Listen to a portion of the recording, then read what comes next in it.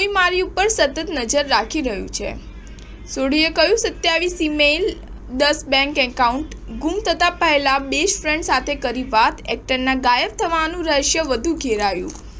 TV serial Tarak Mehta કા ઉલ્ટા ચશ્મામાં રોશન સિંહ સોઢીનો role actor ગુરુચરણ સિંહના ગુમ થવાનું રહસ્ય વધુ ઘેરાયું છે।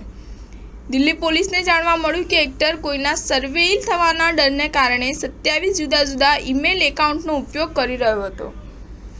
તપાસ સાથે સંકળાયેલા એક પોલીસ અધિકારીના જણાવ્યા અનુસાર અભિનેતાને શંકા છે કે તેના પર નજર રાખવામાં આવી રહી છે, જેના કારણે તે વારંવાર તેના ઈમેલ એકાઉન્ટ્સ બદલતો હતો। અધિકારીએ કહ્યું કે પોલીસ ટીમને એક્ટરના મોબાઈલ ફોન પરથી તેનું લોકેશન ટ્રેસ કરવાનું કામ સોંપવામાં આવ્યું છે।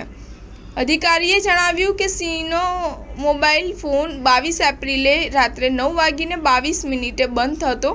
સીસીટીવી ફૂટેજના આધારે તેનું છેલ્લું લોકેશન દક્ષિણ પશ્ચિમ દિલ્હીના ડાબરી ખાતે ટ્રેસ કરવામાં આવ્યું હતું, જ્યાં તે આઈજીઆઈ એરપોર્ટ નજીકથી ભાડે લીધેલી ઈ-રિક્ષામાં પહોંચ્યો હતો। એવી ઘણી માહિતી મળી રહી છે કે જેમાં ગુરુચરણના જીવન વિશે વિવિધ બાબતો બતાવવામાં આવી રહી છે, જેમાં તેઓ આર્થિક સંકટનો સામનો કરવાથી લઈને તેમના લગ્ન સુધી હવે ગુમ કેસની તપાસ માટે દિલ્હીથી એક ટીમ મુંબઈ પણ પહોંચી છે।